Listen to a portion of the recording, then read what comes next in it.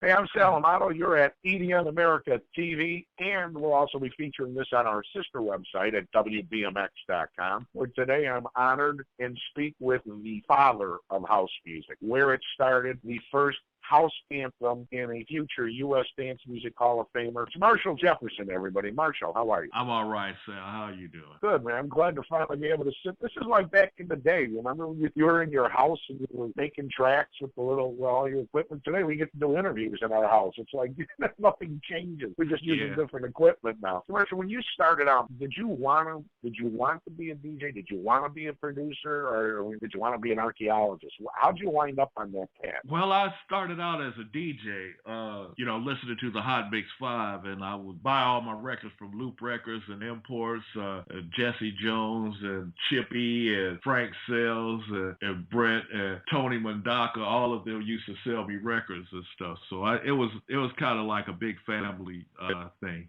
Only I wasn't famous back then. I was just buying records and DJing. Now, how about the camaraderie back then? That's the one thing you miss. You know what I mean, Marshall? Now you go to Beatport, you go to Track Source, wherever you go to find music, or whatever somebody sends you out. But when you went to a DJ store back in the day, whether it was Vinyl Mania in New York, whether it was Imports here in Chicago, or Jesse, who was just a trip and a lot of fun at Luke. It was a social thing back then. Everybody would talk about records and producers and stuff like that, and the songs. It's a social gathering at the record stores. There's a lot of ball busting that went on too. Everybody had their egos, man. So everybody do some ball busting in the group, Yeah, well, it wasn't any ball busting with me because I wasn't famous. I was just records. Me and Curtis McLean, the guy that sang "Move Your Body," he was also a DJ, and we both worked at the post office. And we would talk with guys, but nobody would really bust our balls because we were record buyers. We would spend like $200 a week a piece back then, which was a lot of money back then for records, but we would buy doubles of everything because we wanted to be like the Hot Mix 5 and phase and backspin and stuff. And so it was nobody really busted our balls. All the ball busting was going on between the Hot Mix 5 themselves and other DJs. But like nobody was really paying attention to us. We were under the radar. Because as a DJ, when you went into the store, Marshall, you always looked for something. You had Frank Sells, who you mentioned earlier, that Jesse Saunders and I were talking about. I mean, Frank was so influential for a lot of DJs. Frank, the whole staff over at Imports, and Jesse over at Loop, they knew each DJ and what he would play, what kind of records he liked and what kind of records he didn't like. They kind of had a problem figuring me out a little bit because, like I said, I wasn't famous back then, and I played like a huge variety. I wouldn't just play like the black disco stuff. I would play like a lot of European stuff too. Sometimes they'd have a problem figuring me out. I wasn't important enough back then, but it was such a variety on the dance floor back then. You could see like 5,000 kids dancing to Rock Lobster or C7, and it's kind of hard to explain, but it was like a big variety. I mean, nothing was really off limits in Chicago. Yeah, and a lot of that was that, remember Herb Kent was doing the old punk out thing when he was on WXFM, and he would do that punk out. Speak to what you just said. I remember, I recall a time when Farley was using Burning Down the House, Tears for Fears, Shout, and that was a very European kind of thing where music wasn't so, this is black, this is white. Back then at the clubs, you were playing Heaven 17, you were playing a lot, Yaz. How many people freaked out when they found Alison Moyet wasn't some big gospel singer, when the Situation was out. And you learned a lot about that with your crew when you were either at the start, and like you said, Jesse was great. He knew there was so much variety. There was so much stuff to get turned on to. And today it's all at your fingertips electronically. But I mean, for me, I don't know what your thoughts are. For me, I kind of miss just getting together with other DJs to find out what's going on and get their take on things, and then hear their own ways of explaining what they're playing and why, because a lot of DJs are colorful cats. Yeah, and you developed a lot of friendships that way. But Sal, what was happening though in Chicago was pretty unique, man. I mean, like when I went to New York and started playing and playing Move Your Body, I found the scene was a lot more separated into black and white than Chicago was. I mean, musically, you would go to reggae clubs, you would go to hip hop clubs, and you would go to this club and that club. All in Chicago. I don't know if it's because it was smaller than New York, but we had everything playing on one dance, which was very cool, I thought. Well, yeah, I was on Division Street back then, on and off, like a lot of, I was at Mothers and PS, and Marshall, you hit it right on. We played everything, man. But the only thing I used to get really weirded out about was playing, I would get a little bit weirded out about playing rock and roll because I was a disco DJ, and, as you came into the 80s and disco died, and we had all that down, we had, 80, 81, 82, other than, D-Train, All Night, and Invisible Man's Band and Unlimited Touch, you were stretching, and Arthur Baker came along, and then everything was Arthur Baker for like a year and a half, and then our sound came along, then the house sound came along, and that really changed a lot for DJs, not only here in Chicago, but across the country, because I was doing Phoenix and Chicago, and I was noticing your records, stuff once you got into, 86, 87, I play Move Your Body down in Arizona, and I was like, wow, they know this shit. Awesome. Talking about Move Your Body, I mean, I read a story where you met Larry at Universal, which, I think I met you when I was a kid, Marshall. My mother did a lot of sessions at Universal. I think I saw you. Is that true about you and Larry when you met him at Universal, and then you cut Move Your Body for Trax? No, I actually drove down to Trax Records. I saw it on Jesse Saunders' label, and I said, hey, I'm going to make records too. And I actually just drove down to Trax Records. Well, it was Precision Records at that time, right? And I said, hey, I want to start my own label and put out records like Jesse Saunders and get a lot of girls just like Jesse's. That's a great motivator, ain't it? Yeah. So that's what I did. I mean, I wasn't able to afford Universal Studio until years later. Now, when you did Move Your Body, how did you come up with Move Your Body? I mean, was it an instrumental track first, and then how did Curtis come into the scene for you for the song? Well, we were all working at the post office. I just heard the song in my head. At that time, I had like about 8 songs playing at the music box that Ron Hardy was playing. Some of them were still not released, but I had a few songs. A lot of the Virgo EP and I've Lost Control was playing. A lot of stuff I had Ron Hardy was playing. I just heard the song in my head at the post office. I said, oh man, this is a cut. I got to get home and lay it down before I forget it. I just went home and laid it down. I called the guys up. I said, hey man, let's go to the studio and lay this down. And I got a cut. It's a cut. I'm telling you, it's a cut, right? Took the equipment to the studio, laid it down. Guys got there, laid down the vocals. Boom, that was it. Did you have chills, man? I mean, you know it when you're working on a record, man. You're like, damn, this is the shit. I mean, you get like a fan of your own stuff sometimes when you hear it. You go, man, this is some wicked ass shit. This is gonna be huge. Did you have that vibe, man, when you were doing it? Oh, big time, man. As soon as we finished, I was, oh man, this is gonna be it. This is like this is the record right here. This is boom, and the guys are saying, hey man, don't let nobody hear this, man. Or, I said, oh man, this is the shit, right? So I had the song, still hadn't gone to sleep because we were working a graveyard shift at the post office. I'd been up since all night. I was working from midnight to 8:30, right? And straight from there, I went home and I wrote the song. Then I took it to the studio, and it's going on nighttime now. I still hadn't been to sleep, right?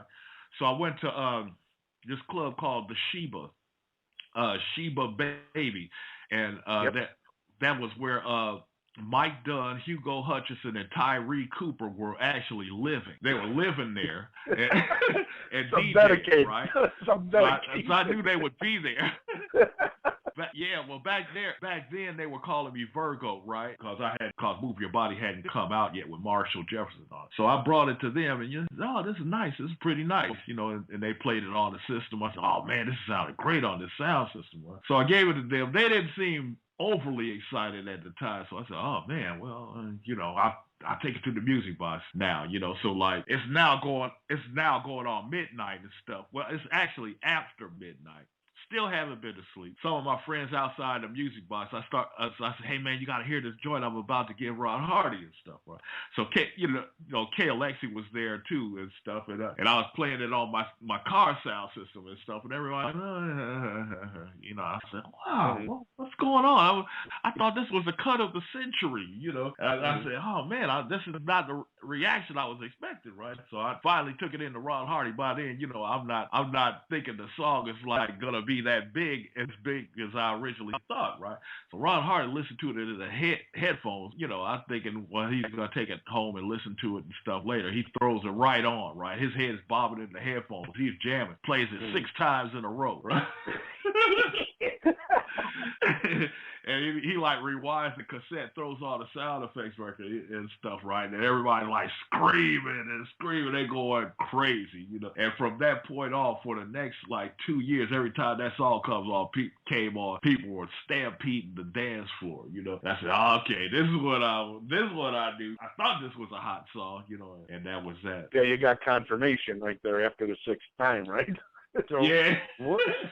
Now, what did you use on that, Marshall, drum machine, equipment-wise? What did you use? Did you cut it in the studio? You cut it in your house? When you laid down the original track, what did you use equipment-wise? That was a Roland 707 drum machine, Roland JX8P keyboard, and a Prophet 2000 keyboard. Just those 3 keyboards. Prophet 2000 did the piano and the string sound, that dun dun dun dun, and the JX8P was the bass. Well, how many were initially pressed? Did they do 1,000? Did you do 1,000 runoff on it first? I have no idea, man. Okay, the record was supposed to come out under the name On the House. Larry Sherman, for some reason, decided to take On the House off and put Marshall Jefferson as the artist, right? Which was messed up because I had the name Virgo, right? So it says, yeah, because there was a lot of stuff coming out of tracks that had your name as Virgo on it, Jungle Lines and all that other stuff. Yeah. So I'd been building up the nickname Virgo for over a year and stuff, and in one swoop, he wiped it out. I always wanted a nickname too. My whole life, I had this nickname Virgo everywhere I was going. They would call me Virgo. I said, all right, I got a nickname. Then boom, Marshall Jefferson. Golly damn. Yeah, and one day he wiped out your branding. That's right, man. I said, God. You and Frankie Knuckles you did a house tour in the UK, and some people call that the first ever real house tour of the UK. Can you talk a little bit about that, about how that came about when you guys went over to the UK? Well, actually, Frankie went first, I believe. He wasn't on my tour. It was my tour was me, Robert Owens, Larry Hurd, Adonis, the On the House guys, Curtis McLean singing lead vocals, Rudy Forbes, also Danny Wilson from Full House. You had Kevin Irving replace Richie Patterson on vocals because I believe Richard was scared of flying. It was like, but man, Kevin Irving could sing his butt off. And later, he's got a voice. Later, Reggie Hall and Chip E. came, and Farley came, and but yeah. That was the first real tour. Now, how much of a culture shock was it for you? I mean, you go from here in Chicago, and then you go to the UK, and like Farley says, like, Jesus, man, people like flocking, they're falling all over the place. Was it a big culture shock for you when you got to the UK and Europe? A little bit. I mean, it wasn't a shock. I mean, it was. What did you think the difference is? What did you see difference-wise in the music culture and the club scene compared to here in the States? Was there anything that stood out for you? The massive music press. It was because we had a lot of excitement in Chicago and the gigs and stuff. I mean, there was a lot of excitement, but like I would think what separated England from Chicago was the press. And being at every gig and it's like scrutinizing a lot of your moves and that kind of thing. And like analyzing the scene and talking about, kids going out and getting stoned and stuff. So that was different. But as far as like on the dance floor, people dancing, it was the same. The same music, some clubs didn't have the same music. Some clubs were very commercial, and we got up there and they said, "What the the hell is going on here? But for the most part, it was it was pretty much the same. Now, equipment-wise, here in the States, in the booth, the standard was the 1200s and either a GLI, a Newmark, or a Rain. Was it the same standard at that time in the DJ booth for DJ? Oh yeah. It was the same. It was the same thing. They had 1200s and all that stuff, but they weren't doing as much mixing, as they weren't as advanced as we were in the States. And a lot of the DJs, even though they had that equipment, they were back announcing the songs. So that was cool. I mean, it would sounded real weird to me because they were back announcing the songs in clubs. I mean, you can imagine like going to a club and hearing the back announce all the songs like they did on the radio. But radio, yeah. You know what? That was selling a lot of music, man. Well, if you remember back in the late '80s, early '90s too, I remember even when I was at SOS, there was that "When You Play It, Say It" campaign. Remember that, Marshall? Where the labels were actually paying the radio stations to say, "Hey, for the love of God, will you mention the damn artist's name so we can sell some records?" And you had to pay for that feature. Yep. Today it's you see the name of everything, but back then it was a big deal. It really helped in the sales, at least for people to know what the hell they were listening to. You mentioned something earlier I wanted to talk to because it really goes to the heart of what's going on today. Back then, we used to have to buy 2 copies of everything, and that was the initial remix and reproduce on the fly in the DJ booth. Today, you got Ableton, you got all your computer equipment, but back then, I mean, you had to know every little square inch of that vinyl to know where to drop the needle, the remix, use a dub version, use a remix version. You had to know where the break was. You had to know where the break was for each song to be able to mix them together because, I mean, you couldn't just like toss it on, man. I mean, there were breaks that came like a 8 or 4 bar section that came like at a certain point in the song, and you had to catch that damn break, man.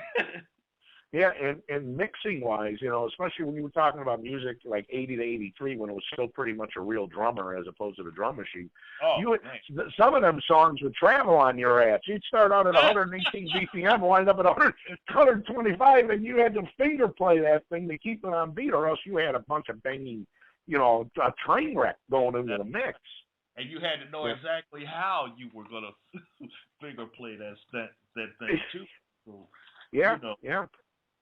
And I think that's, I maybe you could talk to this. I think that's, for me, that's one of the highlights of technology of today, is that everything we wanted to do in the booth, man, when you had the Casio, when you had the drum machines, and you had this, it was very experimental in its early stages. Now all of that stuff is basically built into something for you. So you can remix, reproduce on a fly when you're doing the show.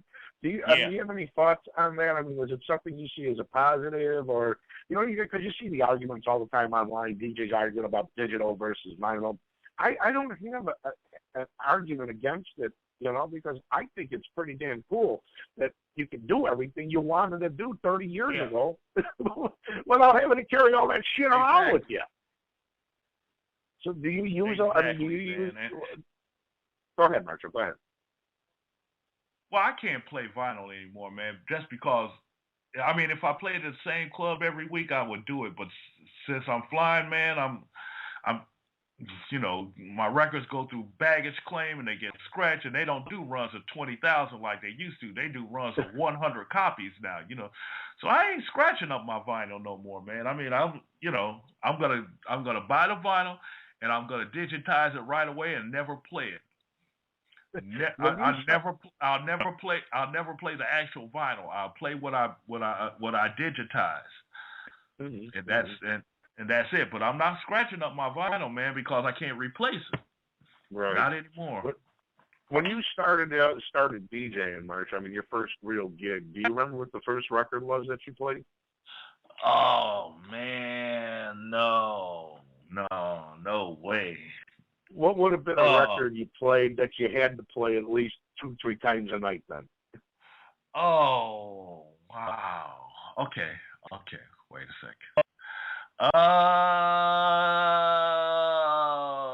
Modern Romance. Can you move? Can you move? Can you shake to the rhythm of Latin groove? Can you move? Can you move? Or Yeah. or TSOB. 1, 2, 3. Are you ready? Are you ready? Yeah. Say 1, 2, 3. So those two, which were actually rap records, weren't they? Yeah, Jeffrey Dean. Yeah, Jeffrey. And wait, here's the trip. Jeffrey Dean, I think he was British, right? And he wound up going on to be a big record label honcho at Atlantic after a while, from what I remember. Yeah. That was a great album, Marshall. Remember that? That was a kick. That album. There was so I Moosey. All that was such a hot record. That has to be what? That had to be 81. I think it's probably right around the time Let's Groove was out by Earth, Wind and Fire. So it had to be Body Music by the Strikers. So I think we're coming right into 81 at that time. Yeah, and like you said, and like you said, those were done with real drummers still. And you were talking drummers, so some of that shit traveled on you, man. You had to know where it was going when you were mixing in and out of it. Yeah. Now, when you started doing tricks, now you can do tricks galore because it's all built into the equipment. But what was the first trick? Was it phasing? Was it phasing? Yeah. Oh, I love the sound of phasing. I heard Derek Northfleet do it at the Nimbus one night, and I was addicted to it ever since. But I just love that sound, man. And the Pioneer mixers do it pretty nicely, but I like the sound of the actual two songs playing together a little bit better.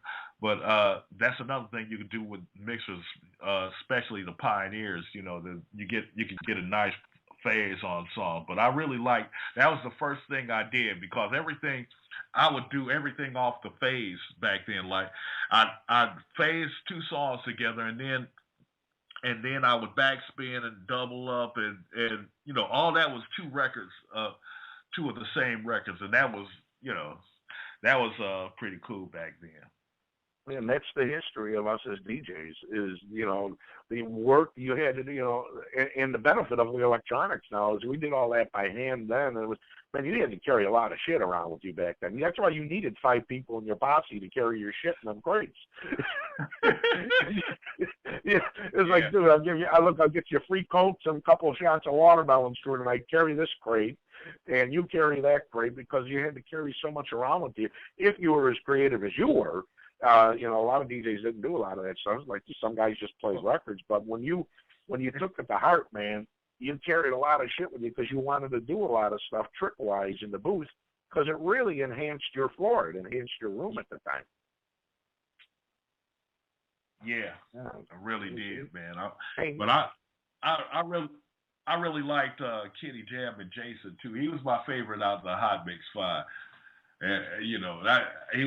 He was just so precise and flawless. Basically is the word I'm searching for. I mean, he'd never make a mistake. I mean, the other guys would make little slight mistakes on the air, but man, Kenny was perfect every single time. He was inhuman, man. And that came, think about this. Kenny started in the disco days, and you remember how bad disco was. I mean, those songs traveled they were all over the place BPM wise. And I mean, he would go from Love Insurance by Front Page, which Sharon Red was a part of, to Move On Up by Destination. Those songs would go from 130 to 138 BPM in the song, and he was still able to keep it on beat, man. Yeah. So I mean, and a lot of guys didn't, and his drum, like mixing, and mixing is an art. A lot of people, it is an art form. And, some people say that's not a big deal. Well, yeah, it is, man, because if you choose to take on that challenge to mix, you should do it right. That's always been my philosophy. And hearing two drum rolls or flares banging into each other at the end of a mix, to me, that's sloppy. You got to know where to cut the shit, man. You got to keep it clean. Kenny always kept it clean. He always kept it clean back in the day, especially with that music. It was hard to do, man. It really was. Because even the early electronic stuff, if the battery ran out on a drum machine, it was a hard thing to do, man. So you got to give props to the DJs who started this shit because we laid out a foundation and a groundwork where today, it's not that complicated to do anymore. It's complicated to know how to run a room. It's complicated to throw a room, up for grabs. But the art of mixing. Well, go ahead. Well, so that's the thing. I try to say. I try to say it's always been about the music. So like the guys now, some of them try to do vinyl and stuff, but it's too expensive to do vinyl now. I mean, with runs of 100, 200, it's just too difficult, man. I mean, they should work with what they have to work with and take it from there, man, and take it to the next step. Yeah, embrace it. See, and I don't know how you are, Marshall. Maybe you could talk to this real quick, but I ain't hating on any of the technology, man. If you use vinyl, cool, man, good, man. I love it. If you use digital, cool, man, great. I'm happy for you. Right. It's what you play, and is the room feeling what you're doing? Because at the end of the day, if people ain't feeling what you're doing, you ain't good. I don't care whether you can program or whether you can mix. If they ain't feeling what you're doing, man, that's what you're there for people to feel you. That's it. And when you're spinning, Marshall, you're feeling it, ain't you, man? I mean, you're feeling that room, the flow, the ups and the downs, correct?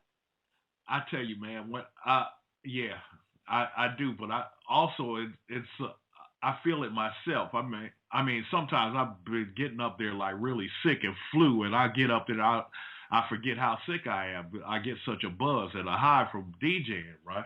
So that's I'm not only benefiting, helping the room out. The room is helping me out. It's like an exchange. So I'm feeling I get a real buzz from doing it still. Yeah, house music and DJing for medicinal purposes, man. Yeah. Now, hey, we'll get back to movie body real quick because I want to talk about that.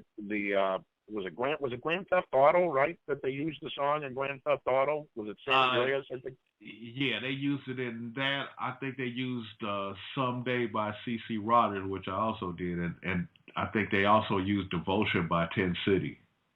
Now, did they use it with permission, or did they just go ahead and take it and let you know later after you found out?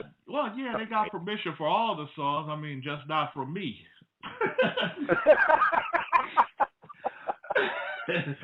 From everybody but me. Yeah, everybody but me. But I'm not hating. I'm not. It's all right. Well, I mean, when you think about it, Marshall, you look at it. That is the identifying point is an anthem for house music. Jesse's got the first house records that they call, but the house music anthem and Curtis's voice. I mean, gotta have house music. When you hear it, I mean, that's a timestamp for where it just exploded and it took off from that point on. So that's quite an honor to have, my friend. I mean, it's quite an honor for you. I'm pretty honored and stuff, man. And it's interesting you mentioned Jesse Saunders because I wouldn't have made that first record if it wasn't for him making his first record. Him and Vince Lawrence, man. Vince Lawrence his dad had the record company and he knew how to make records and stuff. And when you think of it, man, without that first record, I mean, Chippy wouldn't have made his first record. Farley wouldn't have made his first record. He like woke up the entire city when he put out that record, man. And records is what actually got us on the map. I mean, you had a lot of great DJs, but like until we started making records, we weren't leaving the city of Chicago. So Jesse started something, man. I mean, Jesse and Vince did, and I try to let people know that, man, that they played a very important part.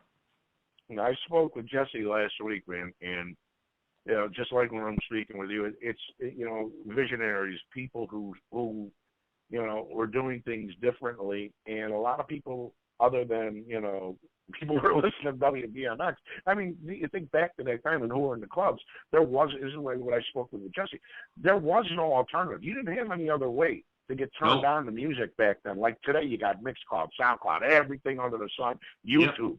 Back then, that was it. You either had a mixtape, you went to a club, or you had WBMX with 1 million people a weekend listening to pounding this stuff down, people, and they were loving it.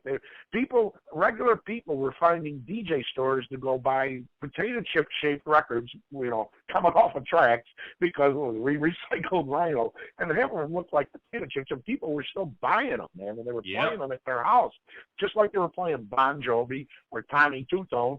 And all of a sudden, there was a Chippy record, a Jesse Saunders record, or a Marshall Jefferson record right in the middle of their record collection. Yep. Those were some fun times, man. And today, how did the Benny Benassi thing come about for you? When Benny remixed "Move Your Body"? Well, that was Ultraside "Move Your Body." We re-recorded "Move Your Body," me and Curtis.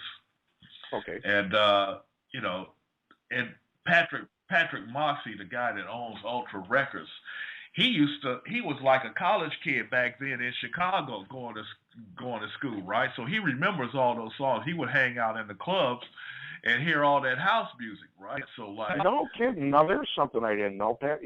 Ultra's roots are here in Chicago. I did not know that. Ultra's roots are in Chicago, man. Now he's got all these DJs. He's got all the biggest DJs in the world and stuff, man. And I was amazed like that. He knew who I was, and he wanted to get some of the songs. So he signed "Move Your Body," he signed "It's All Right," he signed "Time Marches On," he signed "Someday" by C.C. Rogers. He signed a few songs, and and she's gonna put them all out and stuff, man. And I think "It's All Right" is gonna be re-released too. It's got let me see, Joe T. Vanelli mixed it, and House of Virus mixed it. There's a bunch of remixes coming out on a lot of my stuff, so be ready. And that'll all be in 2014, right? Yeah, that'll all be in 2014, and he also the Benny Benassi thing, of course. That was like just a tester and stuff, and "Move Your Body's" coming out again in 2014 with MK remix. And MK's. He's got a #1 record, and he's on fire right now. MK. He remixed it, and some more pretty nice remixes coming out. But like, he knows like all this house music, and I'm album for him and stuff in a minute. Hopefully that does something. Crossing my fingers and making music. I hope we see you at one of the Ultra Music Festivals, my friend. Those are that's like Studio 54 on steroids, man. And it's interesting, some of the people who are in the industry, because that was something I never knew. And you think about, I'll give you an example. Ro Khan, who's on a WLS here in Chicago. Ro is a house head. Ro was a house DJ when he was in college, and it's amazing these little crevices of where house music fits in with people you would never know. You would never guess it. Like, dude, how do you know Jungle Wild? How do you know that record? It's a lot of closet house heads out there, bro. I mean, Oprah is one, Monique is one. Wendy Williams is one. It's a lot of rappers are closet house heads. Jay-Z is one. Puffy is one. It's people that you would never know. Well, speaking of, look at Puffy. I mean, he's got Revolt TV. Was it Revolt? Is it Revolt? Yeah, I think it's Revolt. His new network, which is based on dance and house music, and of course all the other EDM stuff, trap, dubstep, and all forms of music. But house stemmed from disco. We went from R&B to disco to house to and then house spawned all kinds of different offshoots. But it's really amazing when you look back, Marshall. Did you ever think it would get as big as it's gotten in 30 years from where we started to where we are today? Well, actually, Sal, I thought it would be I thought it would be bigger, man. See, I thought it would evolve a little bit more. I thought it would leave the dance floor like rock did. Because, rock started out as dance music. Rock Around the Clock and Elvis. Chubby Checker, Bill Haley and the Comets. Sure. Chuck Berry, and then it left the the dance floor for a little bit, you know, when you had your Fabian and Frankie Avalon. But the Beatles brought it back to the dance floor, you know, before it evolved again. All rock and roll started out as dance music, you know. So I was hoping that we would get a little bit more variety, you know, that we would slow things down, you know, because I did a couple of ballads on the first 10 City album because I wanted the music to expand. But what happened was DJs got locked into the remixing thing, and that killed us. The remixes did because, you know, because we weren't writing songs then. We were just doing beats, and when we're not writing songs, then we get left.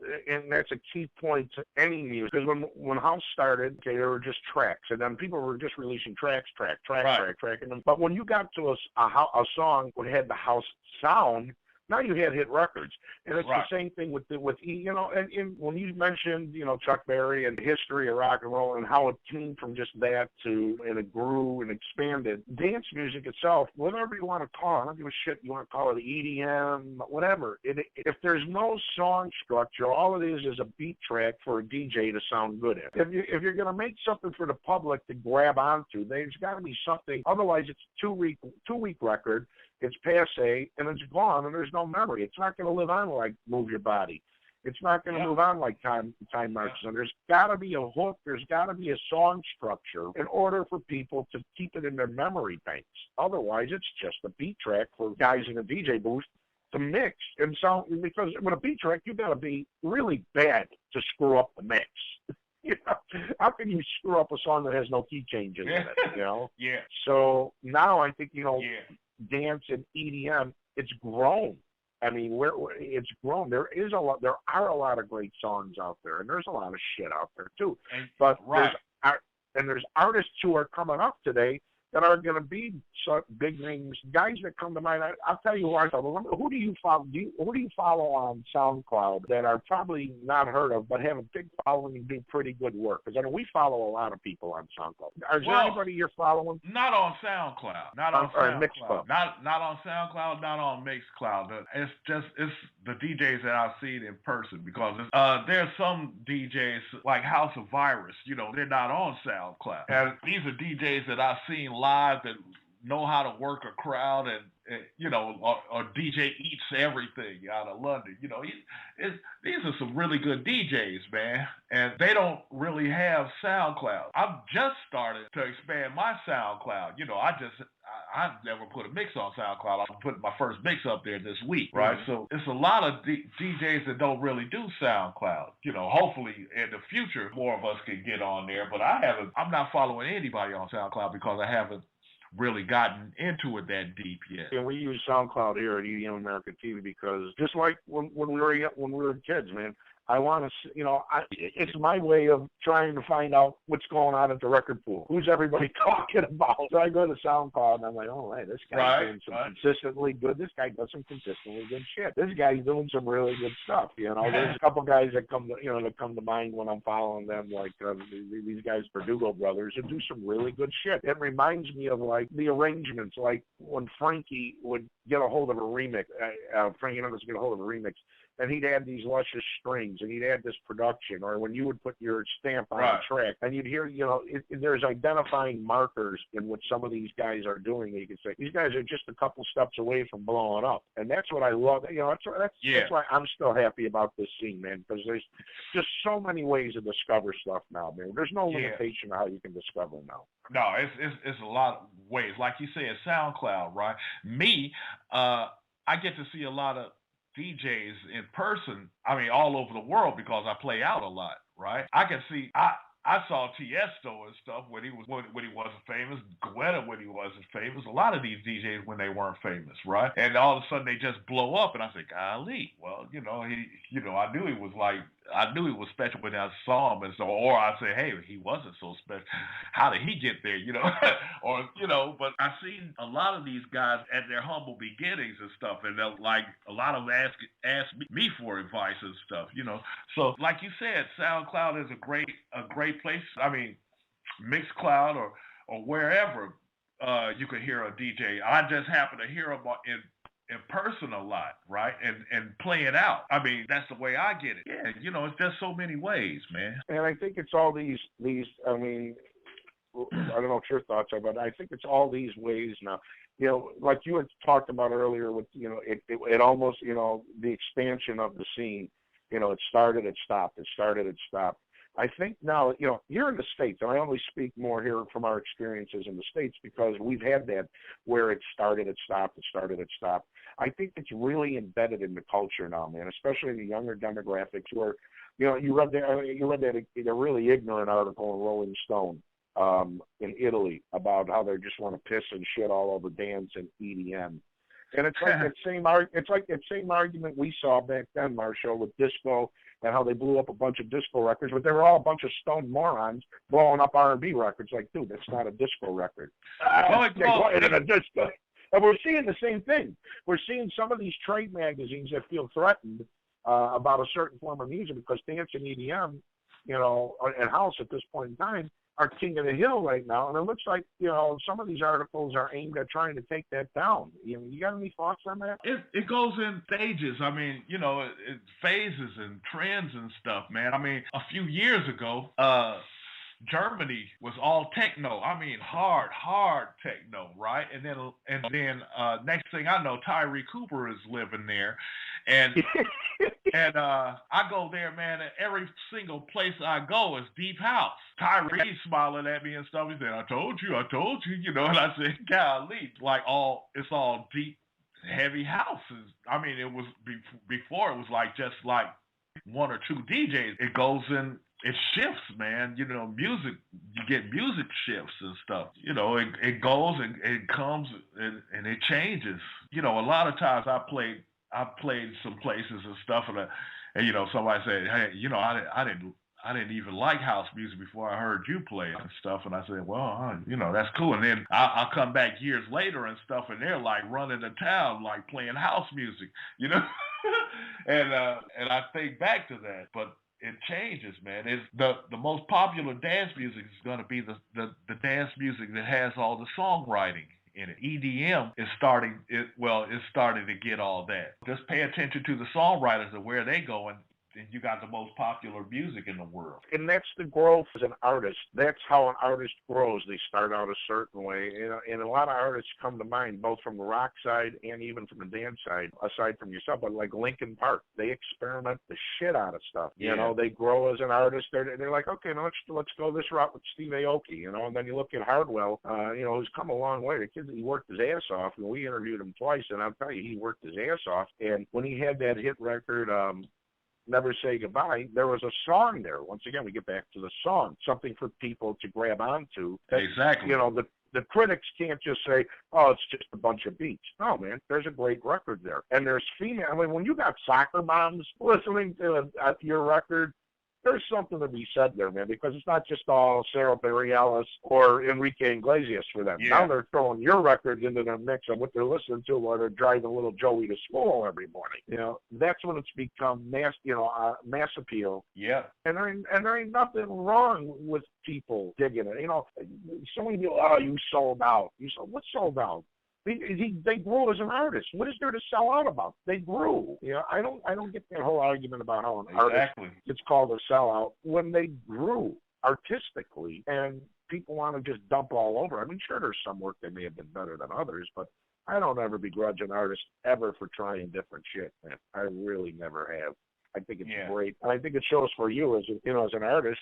You're expanding. You've been exposed to different things. You know what I mean, Marshall? I mean, just like when you went to the UK, you got exposed to different styles. You're like, damn, they're into that shit here. That's kind of cool. Now, how did you wind up moving to the UK? And how'd you leave Chi-Town and wind up in the UK? I got tired of flying from Chi-Town, man. That's like you lose a day every weekend. That's like 20 hours of flying every weekend, and you literally lose a day. So I moved to London because they speak English, and it was like 2 or 4 hour flight everywhere. You know, I wouldn't lose a day. You know, I could chill a lot more and stuff, and I didn't have to get on that long flight.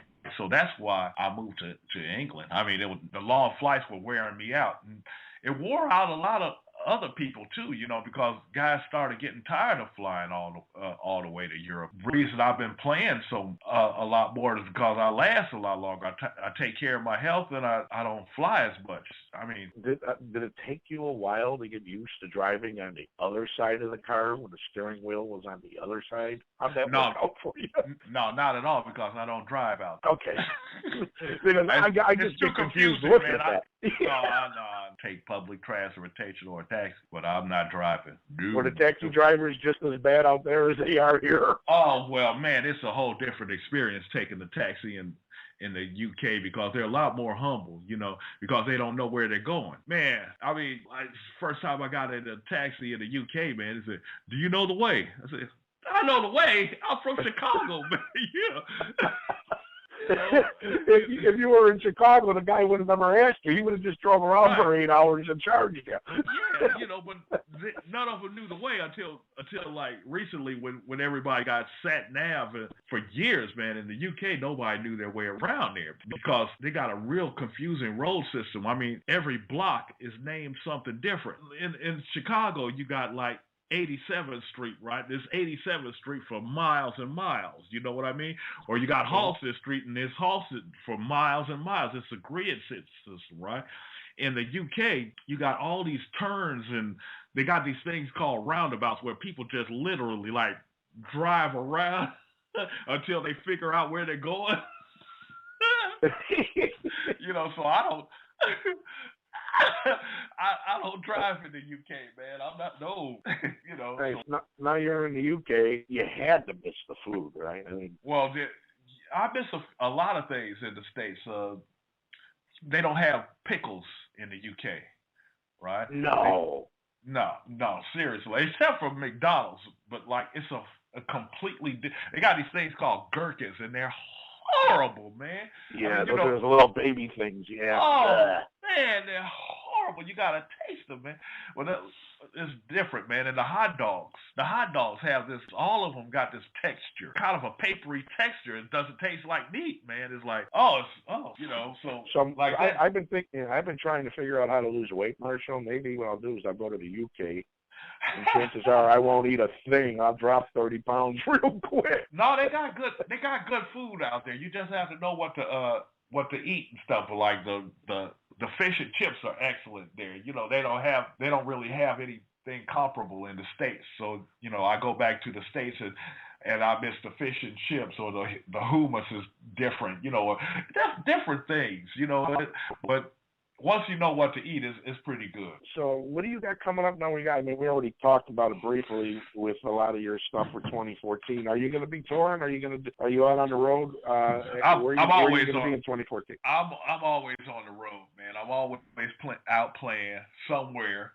I got a lot of stuff coming out on Ultra and a few other labels, and I guess all I can say is just stay tuned. There's a lot of stuff coming out. And we will keep all of the listeners up to date with what you're working on. And in closing here, what I'd like to do, as you know, EDM America TV, our way of not only educating people who are into what's going on today, but to bring it full circle, take them back to where it all started and how it got to this point here in the U.S., because it's been a long road to get dance music on the radio in such a ordinary and continuous fashion, because for a while you never heard any of it, and not to the point where we've got it now. We've created this U.S. Dance Music Hall of Fame, which we're going to drop the 100 most influential people who helped get dance music from where it was as disco to where it is today. We're going to drop that list on December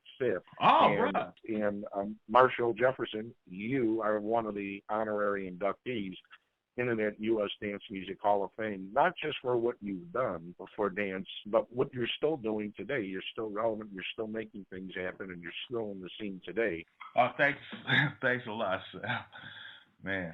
I know that was a lot. That was a lot. Yeah. But, I mean, I'm always honored to talk to anybody who's had the accomplishments that you've had. I'm humbled that you take the time out to do it. And on behalf of EDM America TV and the U.S. Dance Music Hall of Fame, I'd like to thank you for everything you've done. And we look forward to 2014, 2015, and hopefully when you come back home, We can go break a little bread, have a nice beef sandwich, and a real hot dog somewhere.